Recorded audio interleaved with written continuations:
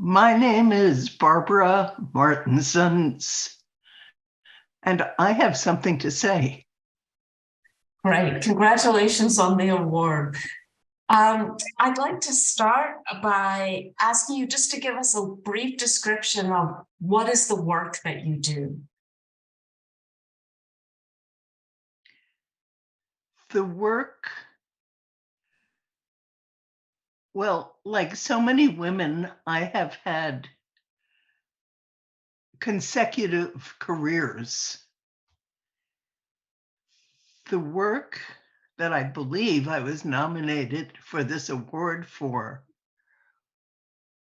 was teaching college in prison and mentoring women coming out of prison and starting an organization to help women coming out of prison who wanted to finish their college degrees or go on to graduate degrees to do so. So, can you tell us a little bit about how you got started and what led you to Bedford Hills? Sure. I was working in the graduate school of the City University of New York. And a friend of mine came to me and said that he was signed up to teach a class at a small college called Marymount Manhattan, but had just gotten an offer for a really great gig at Columbia. And he wanted to take it, but he didn't want to leave Marymount in the lurch. So would I take on his Marymount class? And I had never taught college, nor did I aspire to teach college. And I had a full-time job. I was a single parent. So of course I said, glad to. And I started teaching at Marymount. And at some point after perhaps 2 or 3 years of my teaching there, everyone at Marymount found little notices, printed up notices in our mailboxes saying, would anyone like to give up a class at Marymount and take on a class at a prison? And that was such a novel idea to me. I had never given much thought to prisons or who was in them or why or the criminal justice system. So I said, sure. And I started with a summer class. I mistakenly thought I could teach a variation on what I'd been teaching at Marymount, which was kind of a sociology of film. The answer was no, I couldn't do that. So with my students, we worked out what I could teach. I should say I am qualified by not having achieved, but come very close to PhDs in 2 different fields. So I felt equally at home in either. And they are American history and sociology. And of course, I'm a reader, so I figured I could also teach literature. And I ended up, over the course of some 10 or 12 years at Bedford, teaching all of that. And I guess I don't know just when it occurred during that period, but my entire life changed. Wow.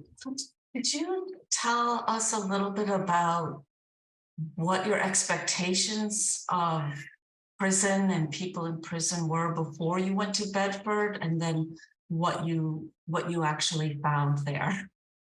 Um, yeah, my expectations were based on a lot of Jimmy Cagney movies where there were prison riots.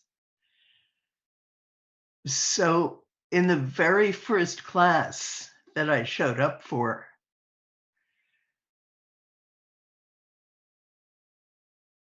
a woman stood up from the back of the room. I'm a pretty large woman. She was larger. And she had on, um, she had her hair covered in a way that I assumed to be Muslim. And she said, "What is this? What is this about?" She said it with hostility.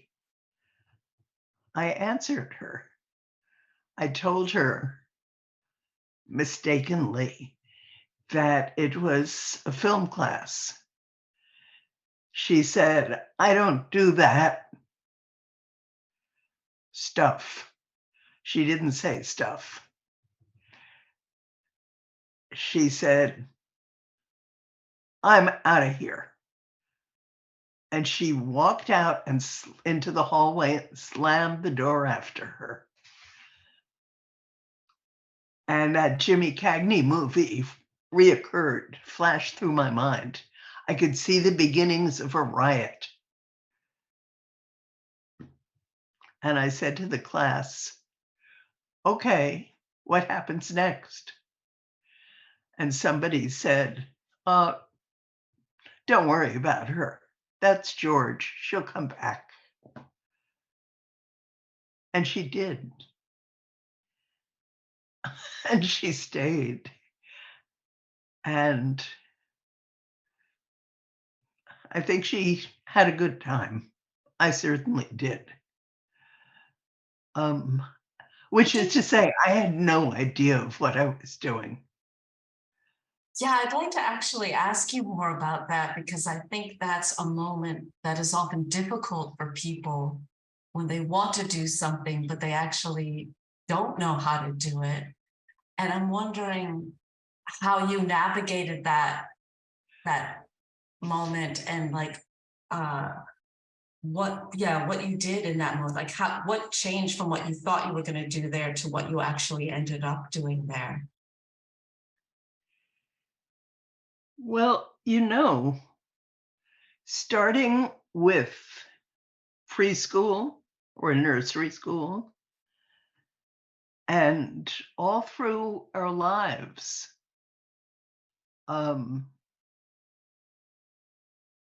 first grade and middle school and high school and every new job, we never really have an idea of what we're doing until we do it.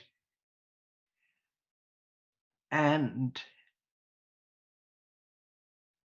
it's a little bit of, I think the expression is angels going in where fools fear to tread. No, that's opposite.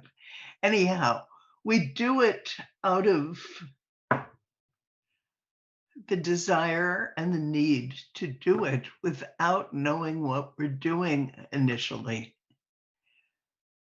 And I think that's true of all of us always. So how did your teaching there evolve? Like what did your classes end up becoming? Ah, well, first of all, we did occasionally get back to film. I figured out the capabilities of the prison and the willingness of the guards who were called officers to cooperate. And in those days, we were looking at videotapes and cassettes. We found out there was indeed something to show them on, although it didn't always work. So we came back to film to a degree, but more, I stopped focusing on film as much and moved into sociology and history. And what was the response to that? What were your students like? Uh, some of them are going to be present at the award ceremony. Right. They were simply extraordinary. First of all, they had worked to put a college program in place. I started just after New York State had abolished TAP and Pell for incarcerated students, so that colleges that had made money up to then with this state and federal money suddenly had stopped getting paid and pulled out. Marymount, at least in the greater New York City area, was the only college willing to do this without making money. Um, which comes from the mission then of Marymount, strongly based in the Catholic Church. Right. And it was an extraordinary venture because it cost them a lot of money. And I think I may have lost your question. No, that was actually excellent and really. I mean, I guess now I'm curious about how did you go from teaching at Bedford to beginning the college and community fellowship? Uh, I can't remember how many years I'd been teaching, but it became, even before I started teaching at Bedford, I was mentoring some women coming out of college, out of prison, who wanted college. And I learned from them how truly hard it is to jump through all the hoops that this culture provides in order to do that. First of all, you can't, if you've already gone to college in the past and want your credits to transfer when you apply to a new college or even reapply, you can't get your transcript free to send until you've paid your student loan for then it was 6 consecutive months. So you've come out of prison. You're looking for someplace to live. You're looking to get back your kids if they are being fostered or kept by relatives. You're looking for a job to pay the rent. And you're looking for clothes to wear to a job interview. And you now have to immediately start paying back your student loan. College and Community Fellowship was started to Well, on the simplest level, to avoid all of those snafus. And on a somewhat more idealistic level, and one that was um, present to me from the very beginning, before the beginning even, was to begin to build a group of smart, educated, able, articulate women in order to have spokespeople for the rest of the population, the rest of the incarcerated population. And we flirted with accepting men for a while. I've forgotten why. That was voted down. We stayed all women. So can you explain for people a little bit about what College and Community Fellowship offers to women Sure, coming out of prison? sure. First of all, a stipend, which really probably only covered subway fare, babysitting, not much more. At the beginning, it was not very much. Second of all, mentoring. Each CCF person at the beginning, that's the CCF is College and Community Fellowship, was matched with a mentor who knew the CUNY and the SUNY systems. Third of all, tutoring. Fourth of all, and maybe most important, a community. We put the word community in there for a reason. It's very hard to be the only person in your setting who has just done time. And also, people on their own formed study groups, particularly for statistics. Statistics was everybody's bugaboo, mine too, by the way. But for other things too. We also had a series of, I don't know what to call them. There was, for several years, a workshop at CCF on writing op-ed pieces. There was also, the op-ed workshop only lasted for 2 or 3 years and turned out to be, for many of the women, like an extra homework assignment they didn't need. But we also started the Theater for Social Change, which is barely dead yet.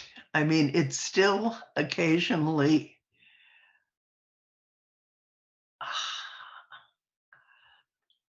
I don't know how often it performs now, but during its heyday, it was a group of women, busy, working women, who were also in school, often full-time, who gave up their Saturdays to come and write about their lives and their experiences with incarceration and with the criminal justice system and with the growing up that got them there.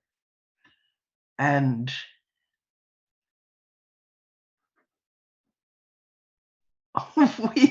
I wrote with them. I was a participant in virtually every way except that I had not been incarcerated. But as I was writing, and we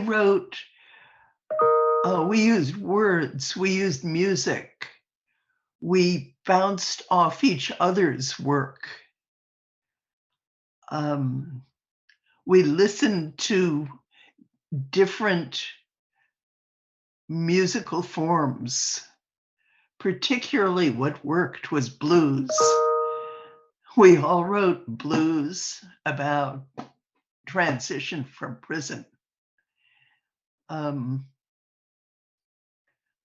a couple of which got used over and over again in subsequent productions because they were so great. Can you describe for us a little bit what a performance might look like for someone who's never been to one? Yes, they went from really quite rough to much smoother over time. Um, I came from a background in audiovisual stuff and film. So in some of the earlier ones, we tried to incorporate slideshows and we tried to incorporate um, kind of clumsily shot film and video. But in time, we became a sort of variety show around a theme. Like what kinds of themes? Well,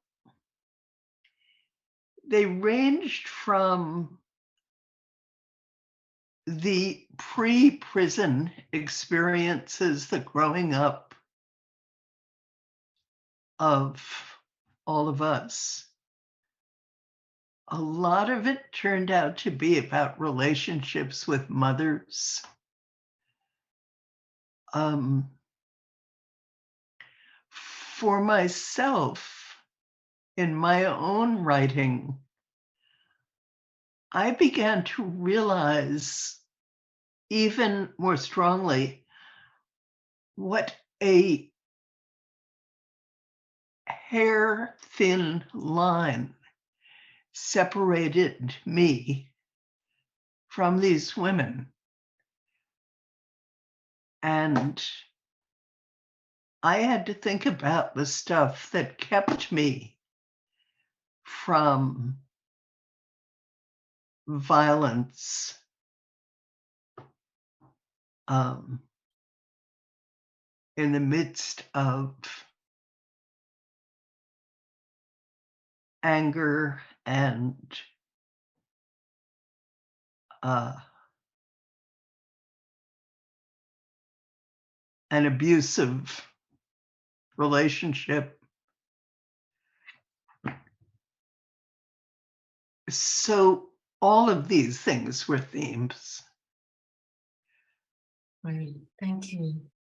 Can I just jump back for a second to the beginning of the CCF? So in the early days, how did you fund it at the start before it even sort of existed or people knew about it? um, my dad died and left me some quite valuable artwork. I sold it at auction. I think it was at Christie's.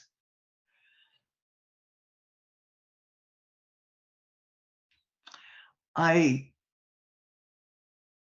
cast around for an institution that would house us. The obvious choice for me was the City University because I work there. Um,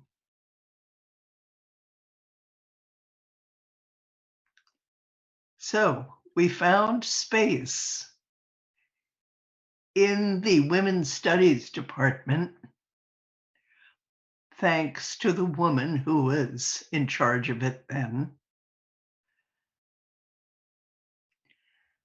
And we also established a seminar for professors and grad students who were interested in issues having to do with the criminal justice system, which at the time meant everything from colonialism to race to a particular philosopher. It changed semester to semester or year to year, perhaps. And those seminars ran for the first 5 or 7 years of the life of CCF. They did not include the women who CCF was designed to serve, but they did bring a whole batch of academics at various stages of their careers into the equation. Right. Right. Thank you. I wanted to ask, my understanding is that when you retired, you moved upstate and that you started then working at Sullivan County Correctional Facility. And you wrote that it was different and that you again had to shift how you were doing your work. And I was wondering if you could talk a little about that. I had taught at Sing Sing briefly, so I had taught incarcerated men. But at Sullivan Correctional, Sullivan Correctional had a higher security rating than Sing Sing. And in this part of the state, it was considered where they sent really bad individuals. In my experience, now,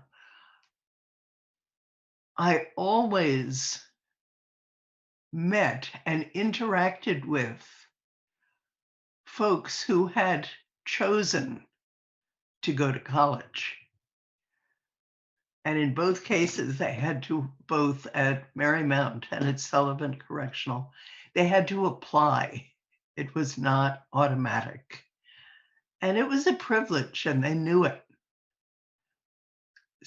So I had a self-selected part of the prison population. On the other hand, the men I met at Sullivan were amazing. They were spectacular in a somewhat different way than the women had been. Partly because I got to know the women who I had taught at Bedford really once they came out. And in Sullivan, there were only a few of them that I stayed in touch with after they came out. And of course, most people do come out. Most incarcerated people come home. But at Sullivan, I started out with my usual hubris that, oh, this is new, different, I can do it. And made some really major errors. The most obvious of which, and when I think about it, I'm abashed and embarrassed, and yet it happened. I set out to teach a class. Well, I should interrupt myself. I should say I was allowed to teach pretty much whatever I wanted to teach after the first few semesters. So to resume, I set out to teach a class of much younger than I, largely of color, incarcerated men in a class called Black Manhood. And I'm embarrassed to think about it now because really, um, and I was, by the way, I was wrong. I did it wrong. I ended up saying, with a lot of readings and a certain degree of films, by this time, film was getting a little easier to handle, that manhood was manhood, whatever the ethnicity, whatever the race. And that was simply dead wrong. Because race and ethnicity and class matter. And it took them to teach me that. They were supportive, they were kind, they were helpful. And as I understood that they weren't buying what I was selling, I began to rethink it. So I learned a lot that semester. That sounds great. It's really good to hear stories of not being the savior necessarily, but really coming there and having that exchange Yes. for everybody involved. And I just wanted to ask, and now what are you doing? I'm retired. Huh?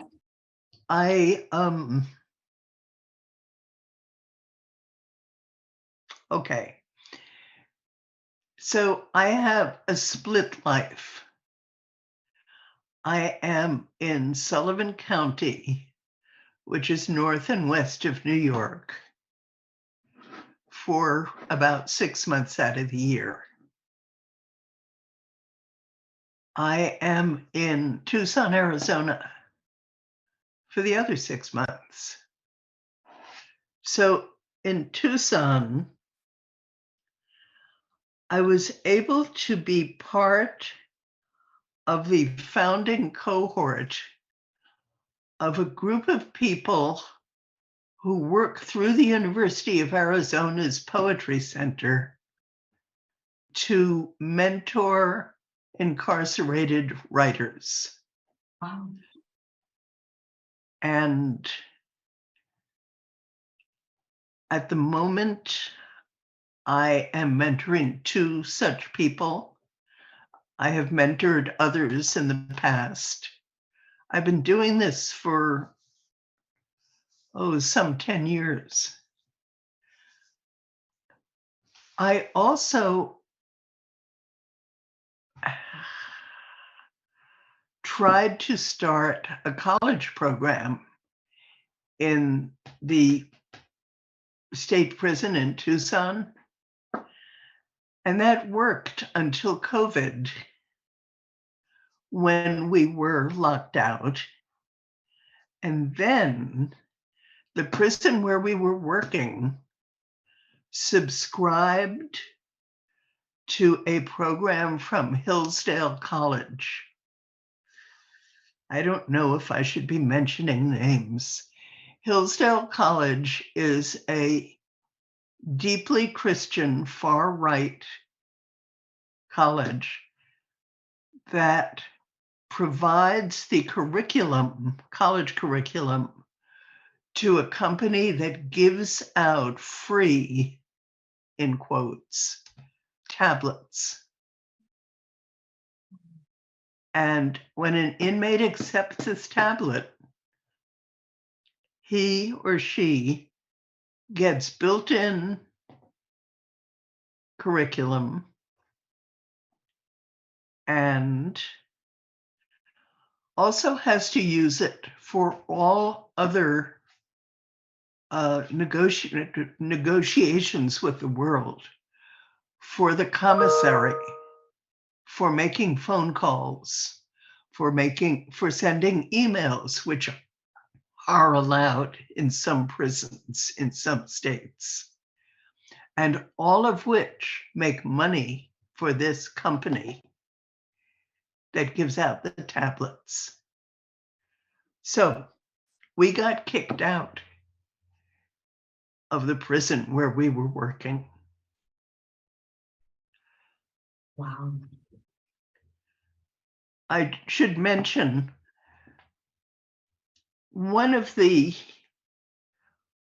glorious moments of my life was listening to the Theater for Social Change, the CCF theater group, perform in 2 venues in Tucson. One through a church, one through the university. And it was spectacular. A question, a sort of broader overall question, which is, I'm wondering if looking back, if you see in your life before you got involved in this work, were there things in your life that you feel like primed you for this moment, like for this vocation? And what you think it was that like flipped the switch for you? Was it like the immediate thing, like you get this leaflet and you go, or was it something over time that was revealed to you about yourself? Well, as I indicated in the little biography I wrote, actually, I don't know if I did. My grandparents, who arrived in New York in 1907 and had been socialists in Russia, the wrong kind of socialists, I might mention. They were not Bolsheviks, which is what they should have been to be on the winning side. They were Mensheviks.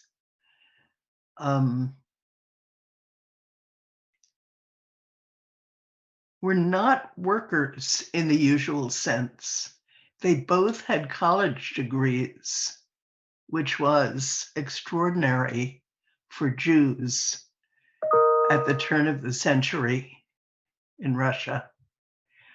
My grandfather was a dentist.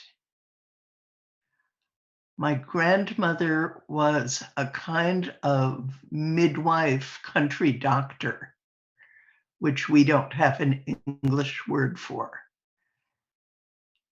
And yet, they were avid supporters of something called then the Workmen's Circle.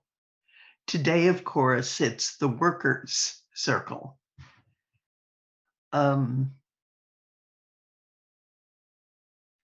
Not that I paid any attention to that, but as I turned into an adult, it seemed really interesting to me, and I tried to learn about it as much as I could.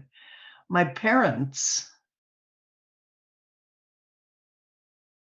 were each in quite different spheres union organizers.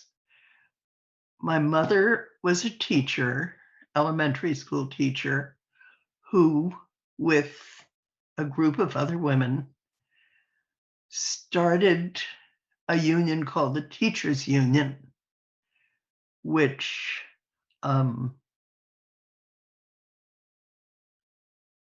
didn't last.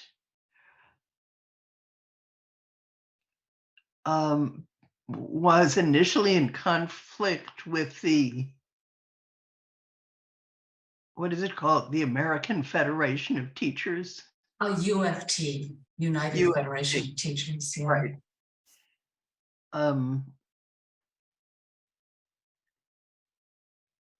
and that was a political argument between the two groups. My father was a labor lawyer and defended strikers, defended union people. So, how did I come to it? It kind of came in my genes, I think. Um, Yeah, makes nobody, sense. nobody proselytized. No adults told me. I just grew up in the midst of it. And so now, from this point in your life, it seems like there's a lot of activism around abolition and other movements very related to your work, and more broadly in how we think about the humanity of people who are incarcerated. And I'm just wondering if you have anything that you would like to share with young activists who are coming up in this moment. Well, the activists I know at this stage in my life, personally, are not so young anymore, but they're a lot younger than I am. Um, at this stage, I learn from them, and they are simply spectacular. I made a list for the current acting director of CCF of the dozen or 18 women I mentored back at the beginning and where they are now, what their job descriptions and positions are now. And they are directors of their organizations. They are they're achieving stuff that I never came close to. So the really young ones starting out, it's a rough moment to be starting out trying to do this kind of organizing. I think much harder than when we started CCF.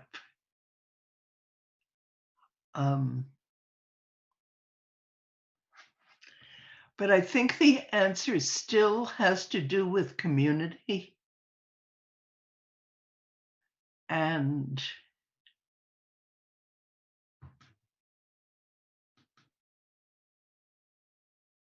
finding. I'm impatient with the word sisterhood. I never really got along with my own sister.